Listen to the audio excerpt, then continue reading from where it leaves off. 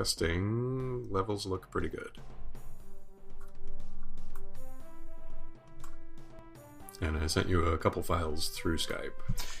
Yeah, I got them. So it's a PDF and a Word doc. Yep. Right? With the full text of some of the attacks, features, feats, and so forth. Smart. So, in the recording with the rest of the group, which I don't know if you've listened to or not, I got it wrong. We said that Wenta is going to be a saint of Arathis, right? Of Arathis. She was affiliated with Cuthbert. If Cuthbert is a saint of Arathis, then Cuthbert is a saint of Arathis. Yeah. So, okay. Yeah, I had said Evandra, I think, in the earlier recording because I had forgotten, didn't have my notes in front of me. Mm-hmm. And she's a little bit on the cusp. I mean, she's going to be kind of a weird. She's kind of a weird Cuthbertine figure. That's sort of the point. Is like she's. Mm-hmm. I think that's the idea, right? That she's like.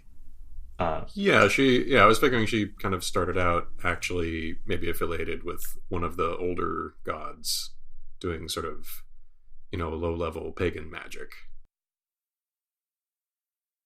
Wait, say again? I was thinking that she was maybe slightly affiliated with one of the older gods before Cuthbert, like during the time of Cuthbert. Oh, and then she shifted allegiance. That she was using some maybe weird nature magic or something.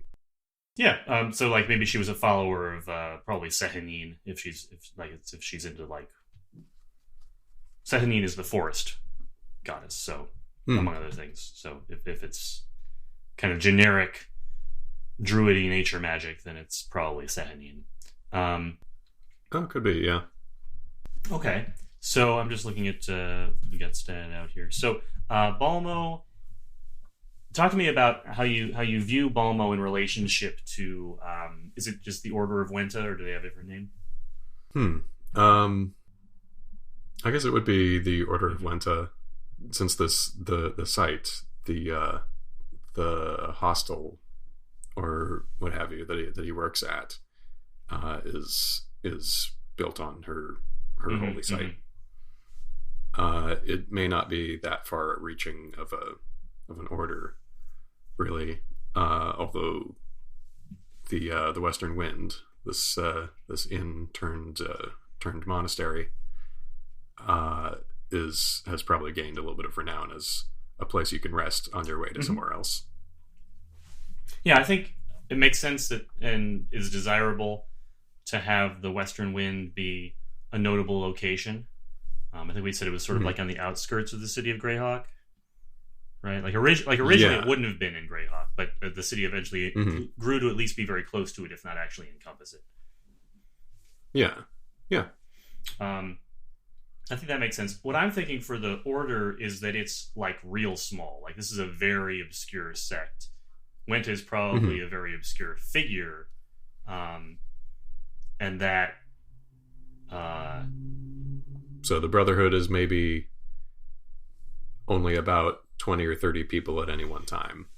It's up to you. It could certainly be that number. It could even go lower if you want. It doesn't take that many. It could potentially just be the number of people it takes to run the inn. Or something in that range. And you've given him the title brother, so you don't see him as the leader of this group. No. Okay. Because pretty definitively, he is going to be the most powerful member of the Order. I see.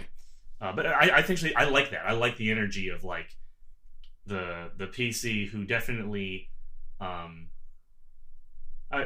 So there's sort of two philosophies in D&D. One philosophy is that anyone that is senior to you always has to be higher level than you, and so that creates this kind of an arms race of NPC power level. Where they're ridiculous, and to my mind, sort of not believable um, class levels and power levels of like all Yeah. these NPCs running around just so they'll be above the player characters, right? Mm-hmm.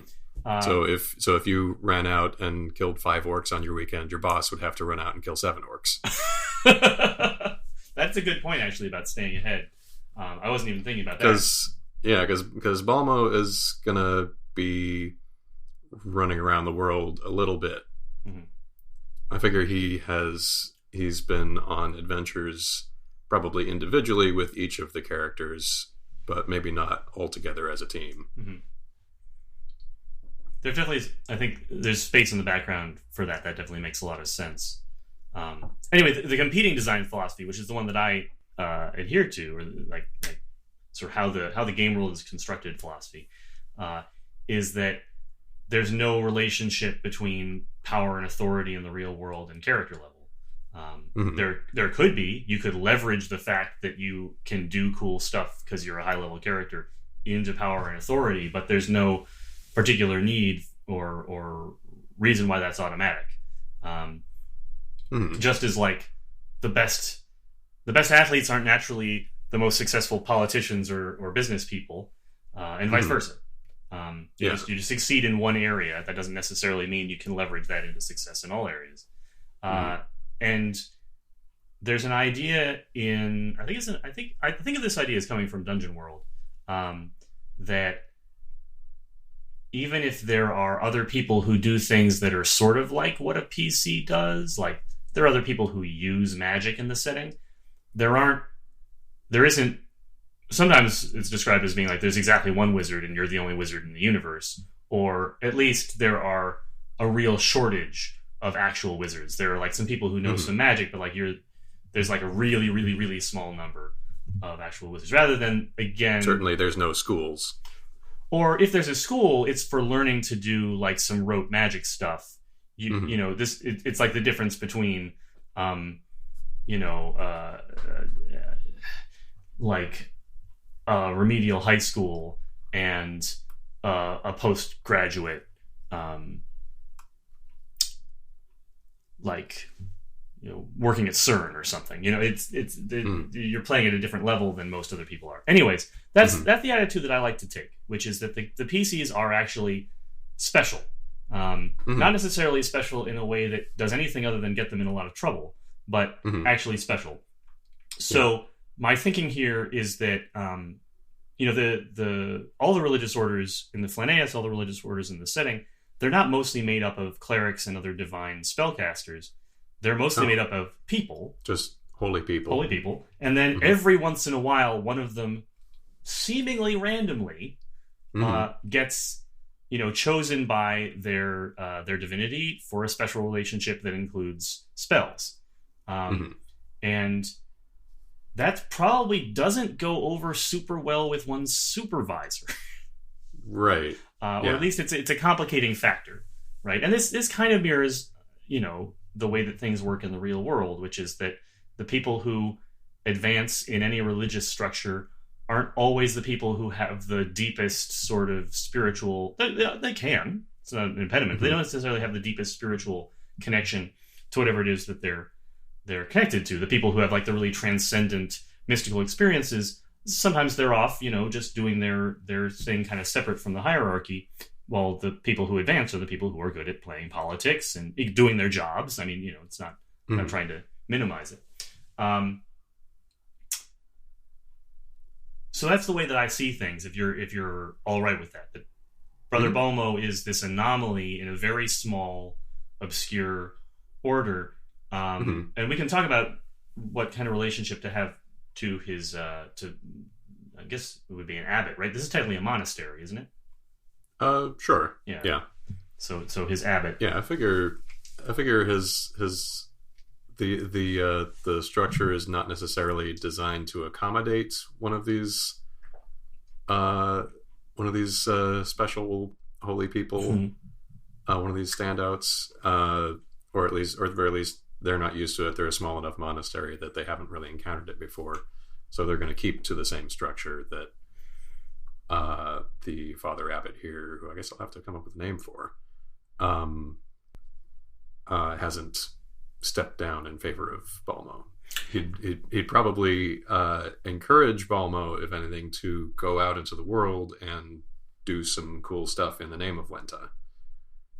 But I think Balmo is, at least initially, kind of more comfortable staying in the abbey, making beer, helping organize festivals and fun stuff. But having tried the adventuring life, is like, oh yeah, that was kind of cool. I like that angle. I like the angle where the supervisor isn't antagonistic, but more just sort of like, oh, here's this hotshot kid. Maybe he can finally help us get our name out there. You know, right? Like, both in an evangelical and advertising kind of way. Yes, right. There's a nice synergy there with the inn. Yeah. Yeah, I like that angle a lot. And the idea that maybe Balmo's a little bit not resistant to it, but not interested in sort of fully committing to a full-time life of adventuring. That's a good angle, and I think especially a good angle for a halfling. Okay, yeah. We were talking with the rest of the group about the idea that in ones in maybe twos and occasionally threes, they've probably done a little bit of collaborative adventuring before. Certainly, Rikashi is probably someone that Balmo would have had an opportunity to go off and have an adventure with at some point, and similarly, Simeon the same way, and maybe that three set. Latchkey might have been involved. I think Josh's character, who doesn't have a name quite yet, is going to be a little bit more peripheral. His idea is that he maybe owns a shop across the street from the inn. So a person that is known and relates to the other characters, but probably a little bit more of a distance. Anything else you have in mind about Balmo's background? Well, I'm working on. I was doing a little bit of thinking. I don't have much yet on the sort of tenets of this order or the religion in general, or of what he can and can't do or shouldn't. Like I've got one sort of don't of like, don't let friends drive drunk. So like don't let your companions go into battle with, adverse conditions. And do, after a successful adventure, buy a round for the house and dedicate it to Wenta. Just a few little things like that. I haven't decided yet on family ties and what that what, if anything, the Order of Saint Wenta would dictate about that. Yeah. Interesting question. So, looking at sort of historical precedents, it's commonplace for people in pre-modern Europe to go into a monastic order. If they were like the second, third, or fourth son, they weren't going to inherit anything. It's sort of a way of kind of accounting for them and also getting them out of any familial arguments. Right. But that wasn't necessarily a cutting off of all relationships to the family. It just, the vow of poverty takes care of the question of whether or not they're going to argue about inheritance, because they can't have the money anyways. So if you want to have an existing relationship with family, I wouldn't say that's a problem in terms of making things work within the sensibilities of the setting. But it's another reason why one might join a monastic order is because you don't have an existing network, and it's a way of having one. So that's also perfectly viable. So a previous iteration of this kind of character, the halfling cleric Brewer, had a backstory where he was from a brewing family, and he was the firstborn, but he was kind of a party guy. He accidentally killed a dude in a fight uh, and did some thinking and some repentance and went into this brotherhood, and so has renounced his ties with his family, though he's still friends with them. Mm-hmm. So maybe I could do something along those lines. I think that's perfectly viable. I think it works just fine. Yeah, I like it. In fact, it gives a little bit of depth and flavor to the question of why he joined the order in the first place. Mm-hmm. Do you think? Here's a question: do you think that Wenta? Well, I guess let me step back. How do you see him relating to his divine patron? Do you? Because this is for the characters who are, especially the characters that are the only version of whatever they are in the party, right? You're the only cleric in the party. You're actually the only divine character, assuming Josh doesn't pick a divine class, which I'm pretty sure he's going to go with sorcerer, so he won't. He's the only divine character, so you definitely have pretty broad leeway in terms of setting the some of the nature of how the relationship between divine characters and their patrons works in the setting. So I tend to default to a pretty up close and personal, like you probably have seen visions from Wenta, like that kind of direction. But it can also go in a very distant, very peripheral thing. So how intimate are you thinking? I mean, what do you think for this character, and what do you have in mind? I'm thinking, definitely more the former, that he's had kind of visions or visitations, and that he feels just sort of internally, personally obligated to kind of present her in the best light and to tell the world about her and be a little bit, I don't know about evangelical about Wenta in particular, but to be sort of her representative of the things that she represents. Which again is kind of hospitality, protection, good fun. Good fun. Yeah, I like that framing. And also, I mean, there is a science to the craft of brewing, right? And that's what's getting her. Part of what's getting her the connection to Arathis is that there is some, because Arathis is the god, among other things, the goddess of invention. Is this this thing where she, the craft, right? Yeah, that angle is important, and it's important to the figure, so it makes sense. Okay, sounds good there. Let me think. There's a set of 2 relics of which he has 1, right? The mallet and tap handle, I think. I think right, yeah, the stein and a tap handle and we're a big elaborate, German style ceramic and metal stein. He may not have that actual relic, but he's got one of the facsimiles, one of the higher end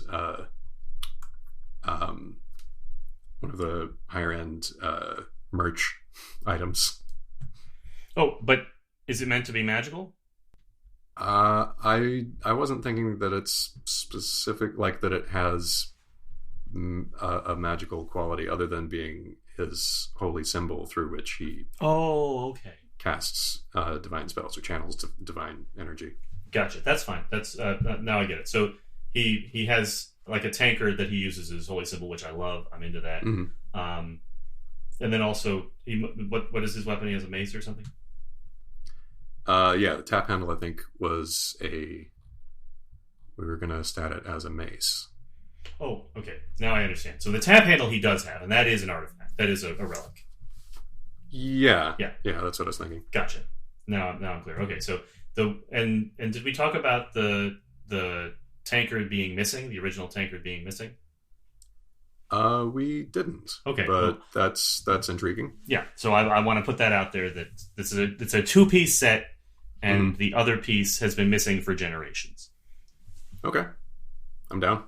Cool. Good. Yeah, I was picturing that, like in the sketch that I did of Balmo, he's holding up a tankard with an image of Wenta on it. I figure Wenta wouldn't put her own image on a tankard. It's a little bit like the children's Iron Man costume that has Iron Man on the front of it. Yeah.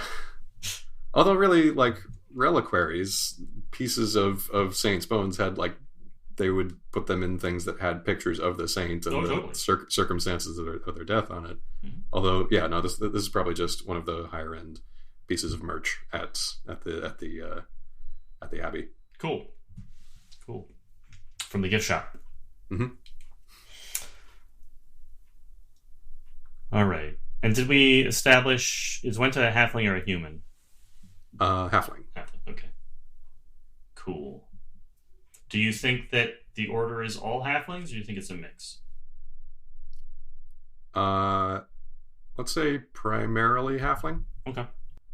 Just because there's kind of a dearth of interesting halfling deities. I agree with that. Yondala's all right.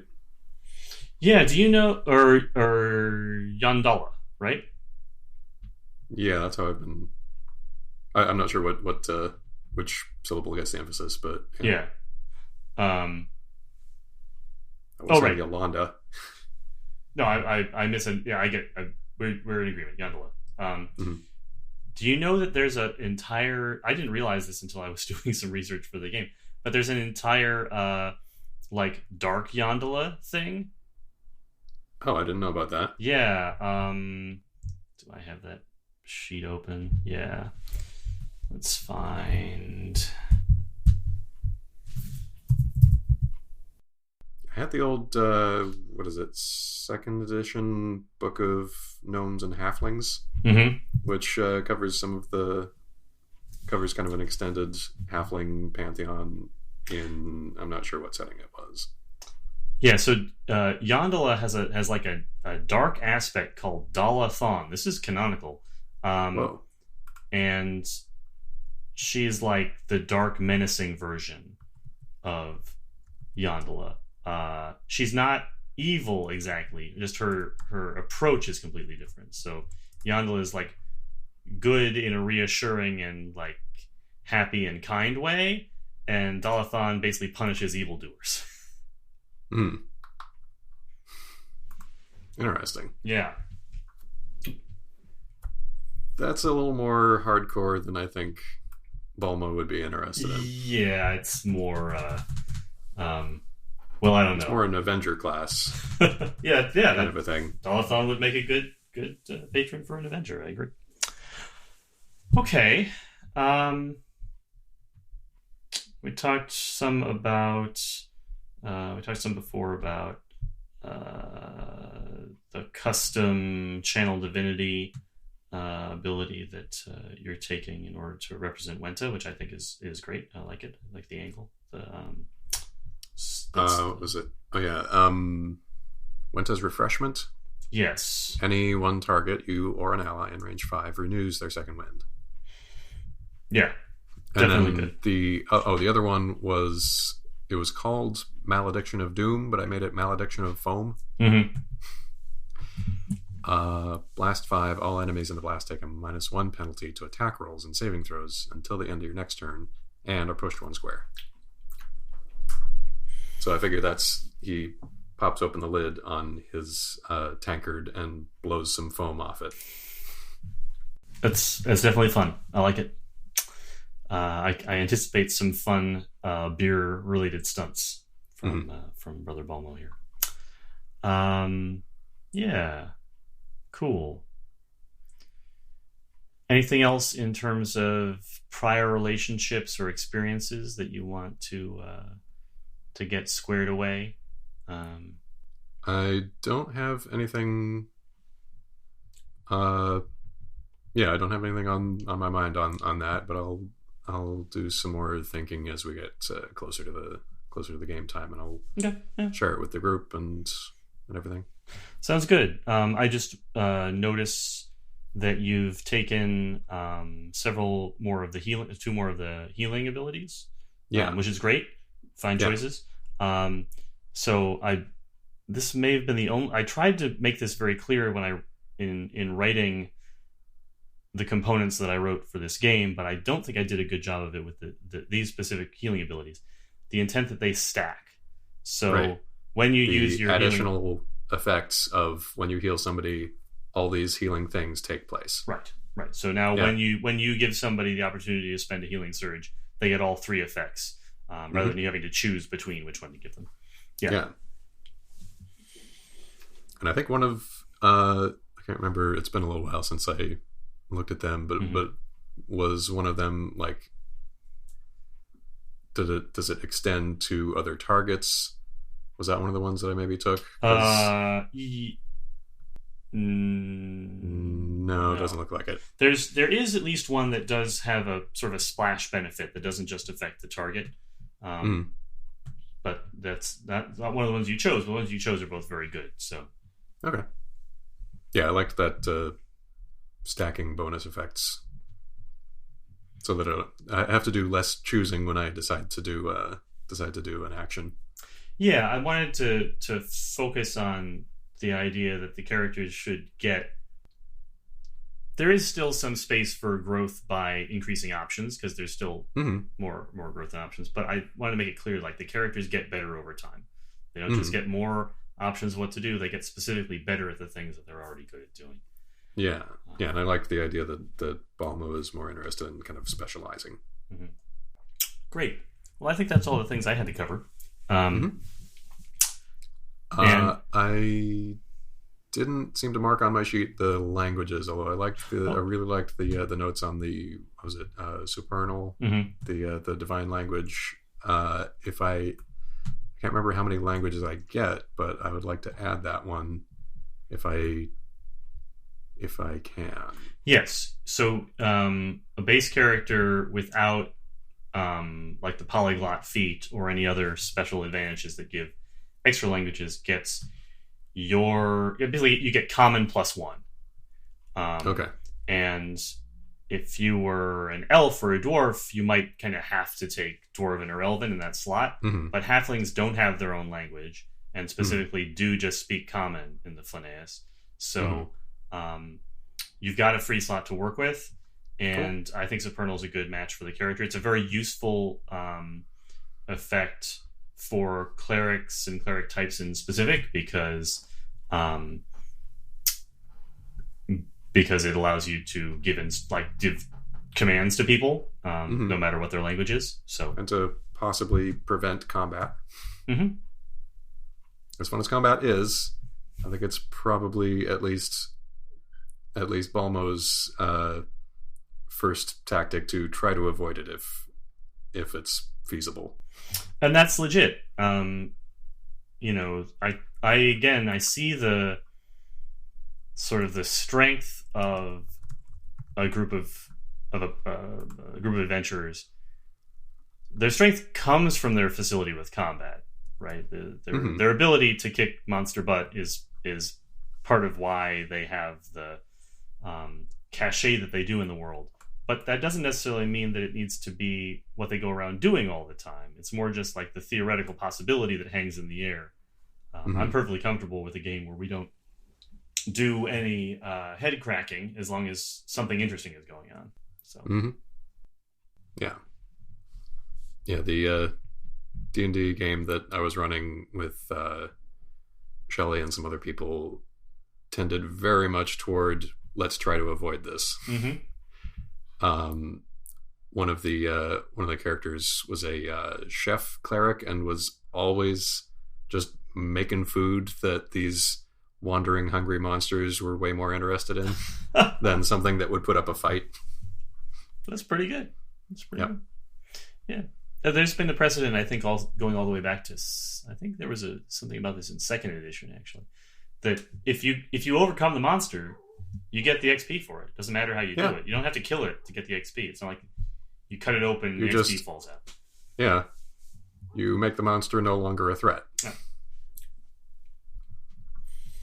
Very good. Well, I look forward to seeing what more any more that you come up with about the Order of Wenta and its religious observances and whatnot. I'll try to put together some more stuff for you about Arathis. I'm imagining that since Wenta is like kind of like a friend of a friend for Arathis, I imagine that the relationship to Arathis is kind of distant.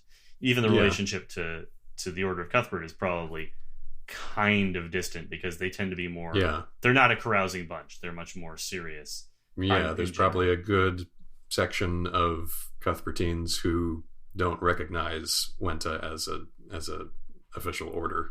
Yeah, I mean they're so legalistic that they probably have to accept that she exists and that the order exists. But that's nothing that stops them from being like total snobs about it. Right. Okay. Because the order did come down from on high, as it were. Right. So that's the double-edged sword of being a stickler, right? You can't argue with the rules, but you don't necessarily have to obey all the rules evenly. So, yeah, we'll go from there. All right. Okay. Sounds good. Yeah. All right. I'm gonna stop recording now. Okay. Good.